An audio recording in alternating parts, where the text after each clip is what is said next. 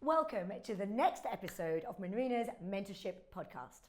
I'm really excited to have Deirbhle here with us today. She is one of my mentees and she's a super associate, she's an epic woman and she's got quite a story to share with us, I believe. So I'm excited to get into it and find out what you've been up to for the last 40 years. So welcome. Oh, thanks for having me. Oh, my pleasure. Thanks for coming. Always love coming to this clinic. It's lush. Love Yeah, it. and we love it when you guys come in. It's Yeah. exciting. So, tell me, let's go back to baby Deirbhle. Baby Dee. Baby Dee. Is that what you were called? Yeah, everyone calls me Dee. Yeah, you look like a Dee. It's cute. Yeah, and you're Dee on WhatsApp. Yeah. Yeah, Dee. I like it. So where were you born? I was born in Dublin. Okay, nice. In Ireland. So when I was born, my mum was actually studying medicine. Mm-hmm. So I'm one of six. Okay. Whoa. I'm the eldest of six. Oh, wow. As well. How many brothers and sisters? Like how many would you there are 4 girls and 2 boys. Wow. There's big age gaps between some of us. Okay. So I always think of like the elder 4s growing up together, and then the other 2 weren't tag-alongs if they're watching this. They were just kind of like brought up the rear. I hope they're watching this. Yeah, and then they will be. Yeah. How long a gap was there then between the 4th and the 5th? So I think there's, actually I don't know how long's between Blanid and Cahill, to be fair. We all have very Irish names, which was a big thing actually for my mum to do that. My grandmother, her mother wasn't always impressed that she chose Irish names, but that's like another topic. I don't know. I know I only know about me. So there's why didn't they 10 years between me and my sister Blanid. Okay. And then there's 14 years between myself and my youngest brother Killian. Oh wow. Okay. Yeah. And why? Well, I know we're not going there, but why did your grandmother not want Irish names? So traditionally, especially in Northern Ireland, but I suppose in Ireland as a whole before they had independence, the Irish language was like stamped out, and you would have been like penalised for using like the Irish language. And then when it came into like Northern Ireland, it was very much a thing that if you had an Irish name, you're very clearly Catholic. Right. Because no Protestant would have a Catholic name. Right. And my grandmother chose very gorgeous English names for her children so that they could go on and do better things, which they all did. My mum's one of 9. They did amazing. Yeah, I know. Big Irish family energy. I love that. So she was like a bit like, oh, why are you choosing those Irish names? Because she used to think like, oh, they'll not go very far because, you know, it'll go against them for employment and stuff like that if they have like very Irish names. It's interesting with parents how they have these limiting beliefs because of their own experience, and then how they're trying to give good advice to the next generation, but things evolve. And has it held you back in any way having such an Irish name? No, no, I don't think it has. No. I have had experiences when I moved over to England where I have had negative reactions to me being Irish. Oh. Yeah. I thought we loved the Irish. So did I. You do. Yeah, because you guys are love like us. friendly and fun, like good crack. Yeah. Like my impression of Irish people, like I feel like in England, is like, oh, Irish people are good people. Well, I think because I went to university in Manchester. Yeah. Manchester, because it was awesome. Yeah. My year group was amazing as well. Yeah. I think so I started in 2003, and I can't remember when it was. It might have been 96. There was a big IRA bomb in Manchester. There was quite a lot of people injured. Oh, I see. So you would have had like people who remembered that and then had trauma from that, and then as soon as they hear me speaking and I'm Irish and I'm from Northern Ireland, their immediate response was, you did that to us. I see. That's interesting. Yeah. Okay. So, Ireland, Dublin. Born in Dublin. The reason I said it's a bit awkward is because so my parents in my early life had a long distance marriage, which was really not traditional anyway for back then, but really not traditional in Ireland. So why was that? Because my dad very much championed my mum doing what she wanted to do. So my mum is a doctor, she's a GP, but medicine is her second degree. Okay. So whenever she first applied for universities, she wanted to be a doctor and wanted to do medicine. And although she got the grades, she wasn't able to get into the course because they felt that she didn't have the right background. It was quite elitist. So then my mum went to university. She studied physiology. Wow. So she did her master's in physiology, and then she became a lecturer in the Royal College of Surgeons in Dublin. She lost her dad actually. She was quite young. She was 21 or 22. Wow. And I think that really pushed her into like, she really wanted to, no, I really do want to do medicine. So I don't know if Royal College of Surgeons knew this, but mum carried her full teaching load and then started doing medicine at Trinity College Dublin at the same time. Wow. And then while she was doing that, she met my dad, Right. got married, and had 3 kids by the time she'd finished her degree. I suddenly feel like, I always feel like I'm doing a lot in life, but I suddenly don't feel like I've done enough. What? Tell me She about was it. teaching, She's doing a my- medical degree, and she's had my 3 mom. kids all at the same time. What? That's amazing. I know. So like her What a last role model. her last Viva exam, she was heavily pregnant, and a week later, one of the guys who was examining her was delivering my sister. Wow. Mum always says she's glad it was that way around. Yeah. Yeah. Wow. That's amazing. Okay. Yeah, so she's like a proper, like, she bucked the trend. So where was your dad?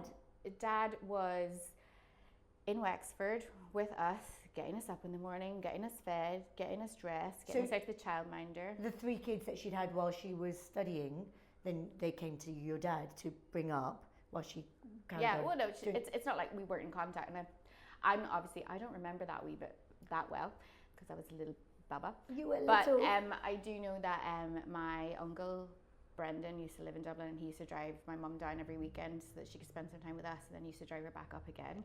And then obviously anytime she could be home, she'd be home. But I never remember my mum being absent at that point. Like Yeah. when I think about my time in Wexford, I always remember like little silly things like mum.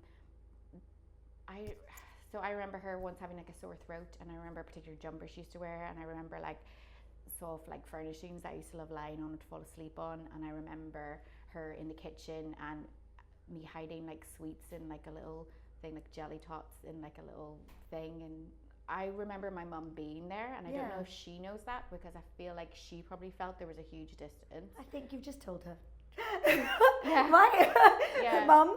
Yeah, it didn't, Because yeah. a few years ago, my uncle had said to me he remembers my mum like crying all the way back up to Dublin. Wow. But like, yeah, but she really, and she only, for my brother Cahill, she was in her first year out trading, and she took 2 weeks maternity. She's crazy. There's actually, you should interview my mum. Yes. Because she actually went on then to, her career is like up and down like this. She's also a politician as well. No. She is. She's also a politician, but she is very well known in the area. She used to be a part of like a big political group there. She then became a bit of a rebel there because she didn't like one of their party lines on something. So she came away from the party, and as an independent, you would think, especially in Northern Ireland, the politics is quite split. You'd think, oh, well, she's not going to do very well. But actually, she has maintained her position on the council. She has run for like Stormont and stuff before, but she hasn't ever gotten a seat there, although she'd be more than capable. But yeah, she is Epic. yeah, and she actually, so when I was growing up, we didn't have the police force in Northern Ireland. We had the RUC, and then they disbanded, so we got rid of the RUC, and then we created the police force of Northern Ireland, and that was to try and make it more inclusive of all communities, and they were trying to really like help provide a pathway for more people from the Catholic side to go into policing. And my mum was very passionate about that, and she was on the policing board, which was helping with that. But because she was on a nationalist party, there was actually an IRA legitimate death threat out on her. Wow. My first year at uni, and mum and dad were so blasé, like, oh, you know, when you come home, this is my dad's voice. Sorry, Dad. When you come home, you know, we'll have to check under the cars, and we've now put like a wee code on the car, and like actually my mum at the time was working with this amazing man, Mr. McManaman, and he lived in a town further over, but he actually he did have like nail bombs and petrol bombs put through his letterbox and stuff on his car and stuff. So it wasn't like a non-legitimate threat. But it's something, because what I probably didn't say is when I did move to Northern Ireland, so I moved over to Northern Ireland when I was probably about 4. So I always did all my schooling in Northern Ireland, but we still got to call it Ireland.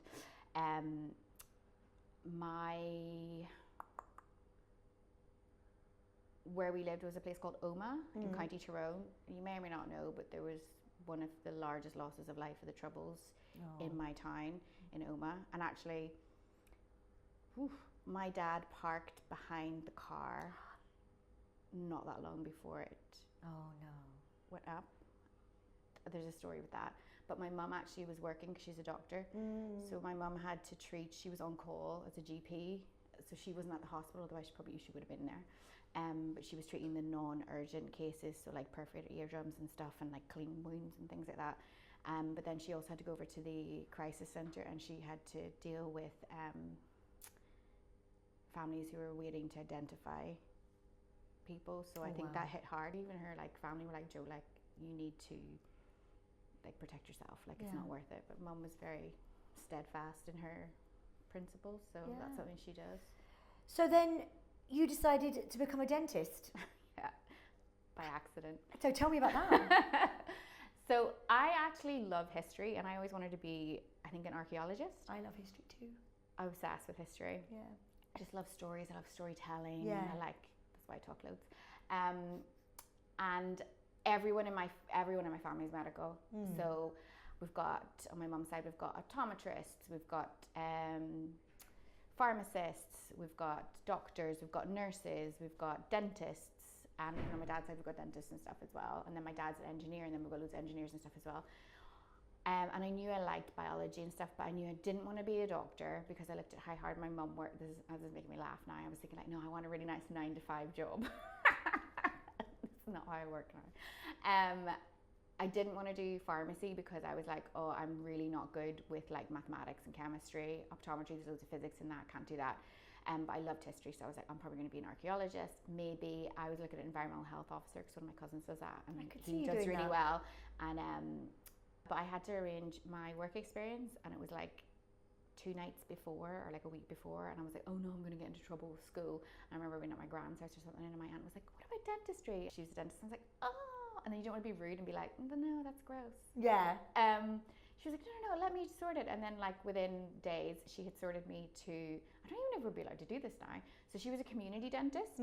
So she sorted for me to work, to shadow 1 day at a GP practice, 1 day at an orthodontics practice, 1 day with her out in community, and then 1 day I was watching GAA kids extractions in the theatre. Wow.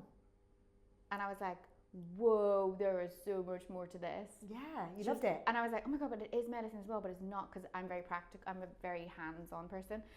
I've realised now I'm actually dyslexic. I haven't had a diagnosis, but I really struggled like throughout school, and I really struggled at uni as well. And it wasn't until I was doing like my last presentation, and I was like, my tutor was helping with it, and he was like, oh, I didn't realise you're dyslexic. And I was like, no, I'm not stupid. And he was like, I'm actually dyslexic, and I can see like in your work how you do. And I was like, oh.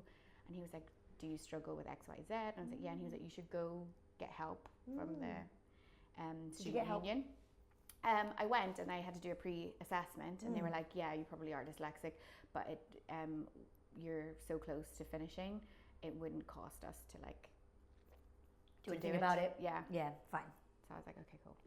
But then I never got a diagnosis. Okay. But that's fine. But my little sister's 10 years younger than me. Whenever she started doing medicine, because she's training to be a surgeon. Oh, wow.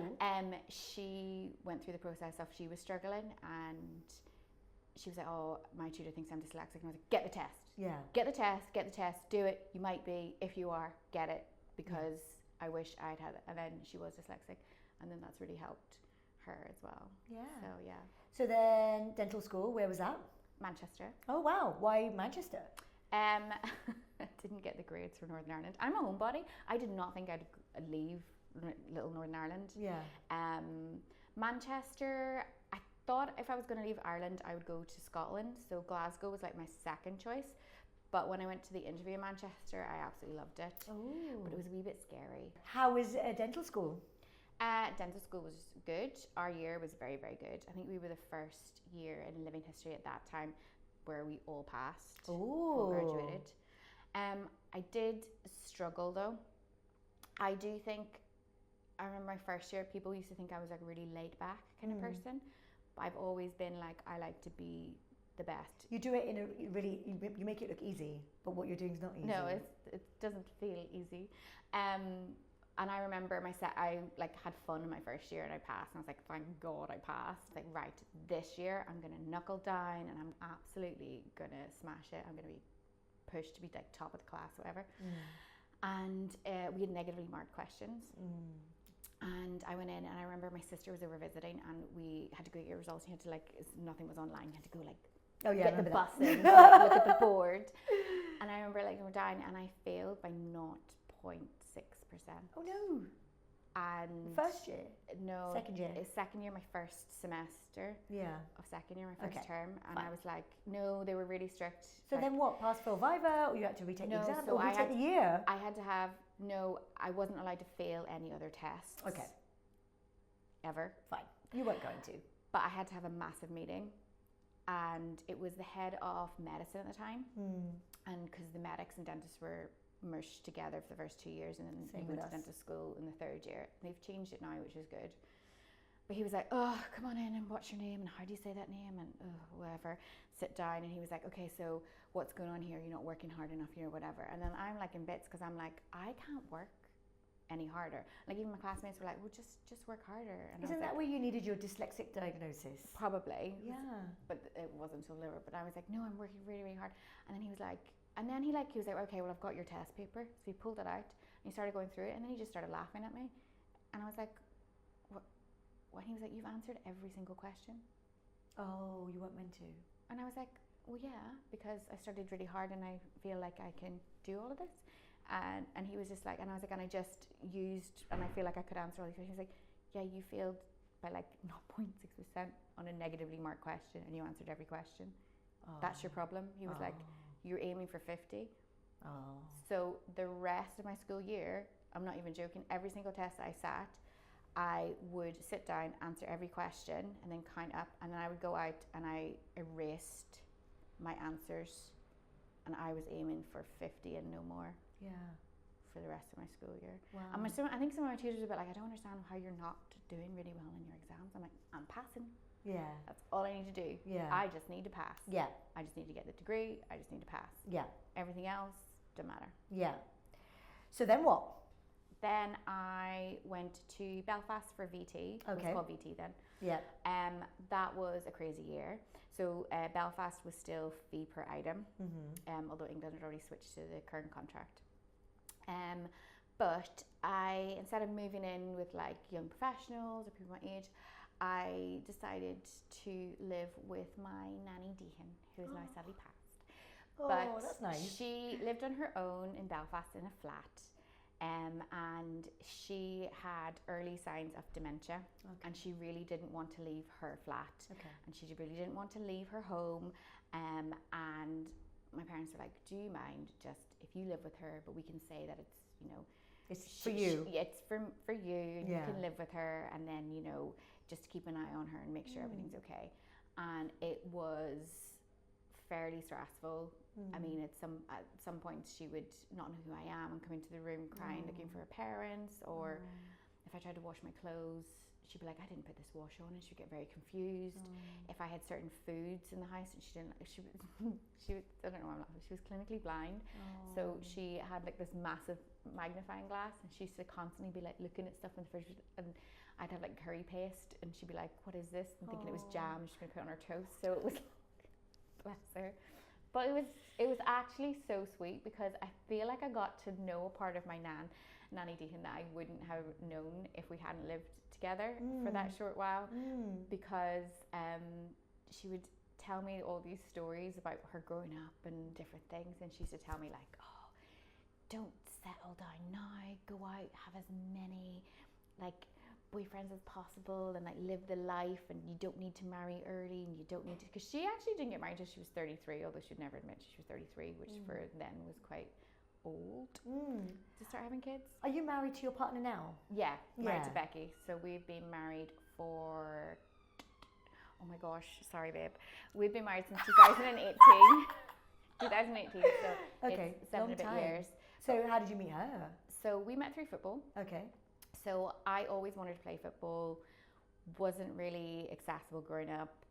It was seen as a bit like unladylike and things like that. Not that my parents would have cared; they would have been all for it. But I decided at 25 I wanted to play football. Good. Having never played it, and But not you're still not playing really. it now, Yeah. so there you go. So I went along to this football club, and they were very much like, "Oh, you're sweet, you can't play. So you can train with us, but you can't sign on because you can't play." And I Was it all men? No, it's all women. Oh. It's a women's club, so it's a women's club But they didn't let you play? to start with. They Oh. didn't sign me on to play in the league, but they were like, "You can come to training and You then can learn. Yeah, and then the captain actually was like, "Come with me with my friends, and we'll do like an extra session. You can come play 5-a-side with us." Okay. And I picked up, and then I did sign on, and I do play. And Okay. now I'm like head of recruitment, assistant manager. Yeah, all heavily involved. But I met Becky, but she was with her partner, who was also at the club at the same time. Oh. And I was with my ex, who I had been with for a long time, Yeah. who was, not female. So I had to come out. So that's when you came out, when you met her, Yeah. because then you knew, or you already knew. No, I don't think I did already know. Oh, I look wow. back and I think, oh yeah, that probably makes sense. How did you know? I think when you get to a certain point and you're like, okay, I need to be getting married now, I need to settle down. And I was constantly like worried about it and being like, okay, well, this is normal. And I just felt a bit stuck. And then like things like, I think when I was around, so I'd never really grown up in like LGBT safe spaces or with spaces. Whereas when I went into football, it was like lots of people were out and proud and high majority percentage. And I felt more comfortable, and it just made me think and like look back. And I had someone else in my family that came out, and then it made me think. And then so as you spoke to her, you felt like, I'm attracted to you. Like, Yeah. And then you knew that you were attracted to her. So then what happened? Did she break up with her girlfriend? No, they'd already broken up. Okay, fine. They'd already broken up. And then you guys got together and you've been together forever, like 8 years. 10 years. Oh, you got married 8 years ago. Yeah. You before longer. Very nice. Okay, so now what happened next? You did VT, and then VT. And we're going then back to that. I moved over to Bristol in 2009. Why did you move there? So I moved there because my ex at the time started working for Airbus. So then I moved over. Although I didn't move in with him, I moved in with one of my friends from school. Okay. And then I've been in Bristol ever since. Right. GP, NHS dentistry, 16 years. Always hitting those targets, always knowing the rules inside out and back to front and sideways, and like high achiever.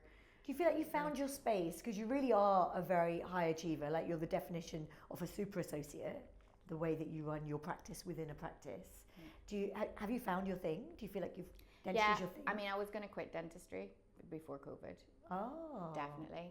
And then COVID happened, and then it made me re-examine, and I just knew NHS was just I actually burnt out twice and was medically signed off twice. Wow. With NHS dentistry, and I just knew that this wasn't. And is this better? Oh my gosh, yeah, it is. I still work too much. Yeah. I need to cut that down. What are you going to do about that? I am going to. I think I'm settling now. I'm progressing, changing from doing my general dentistry to just focusing on kind of cosmetic and Invisalign led. Yeah. And you've facial. recently adopted a child. Yeah, so we're in the process, so that still hasn't gone through yet. So we're in Yeah. the process of becoming guardian to my little nephew. And does that change your perception on your work-life balance? Oh my gosh, massively. Yeah. Massively. You want to spend time with him. Because we didn't actively go out to take him on as a guardian. It just happened. We had to step up Yeah. and take him on. Was it one of your siblings' child? It's my wife's sister's child. Yeah. And he's actually been such a blessing. Yeah. And do you know what? I've actually got he gave me this for Mother's Day, love you a latte, and it's like a little thing. And because I was nervous today, I've got it with me today on my little trip. Love you a latte. Yeah, he's cute. He's cute. Yeah. Yeah.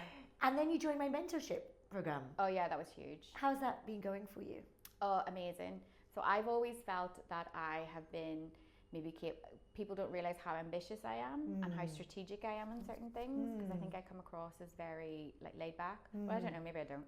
And I had been watching you from afar, randomly bumped into you at an Invisalign live thing, which you probably don't remember, you wouldn't remember.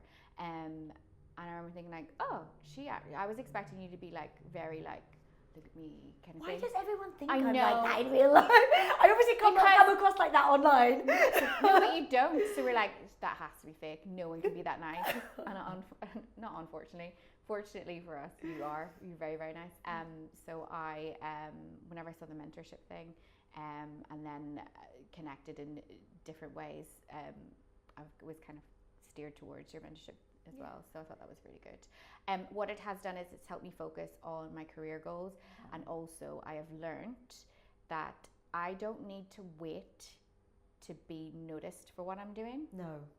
You don't need to wait for the opportunity. Carve your own way. Yeah, but just knock on the doors. Yeah, knock on the doors and set things up yourself as well. Yes. You know, like renting a space to start your own little business, setting up your own mentorship program to help other associates. All these things, you can do them yourself. But also not limiting yourself within a space Definitely. or an environment. Yeah. If you feel that you've outgrown somewhere, you need to move on, because if you want to it's good for them as well, and it's good for everyone. We should all be where we want to be. Good. I'm glad that you've enjoyed it. No, we really enjoy having you within the program.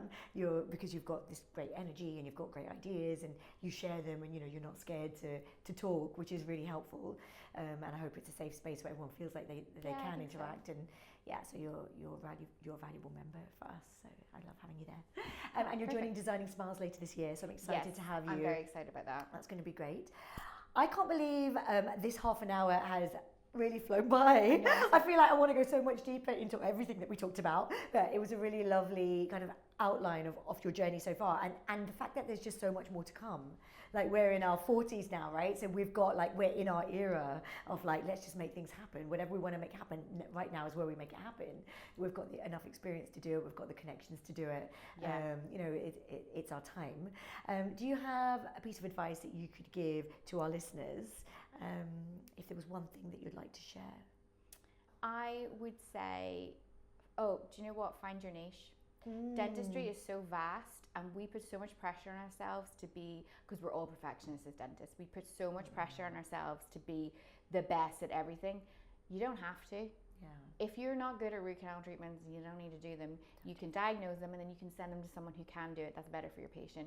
If you're not, find your niche and your passion as well, because I think I was so close to leaving dentistry, and now when I think that I would never be looking at a tooth or designing teeth blows my mind. It's crazy. When you find something you're passionate about, it becomes like something that you can delve into and just enjoy, and then everything else snowballs from there. Like, when you love your job, patients love to see you, people love to work with you, and that makes everything so much easier. If everything starts with an uphill battle and you don't like what you're doing, you're not going to win. Yeah, you need authenticity for balance. So you do what's authentically you, and then you won't feel like you've worked a day in your life. Exactly. So cliche. It'll just be the bags under your eyes. Wow. That'll be the telltale sign. Really great advice. Thank you so much for coming today and sharing your story with us. No, thanks for having me. I'm excited to see what comes next. Yeah, it's going to be good.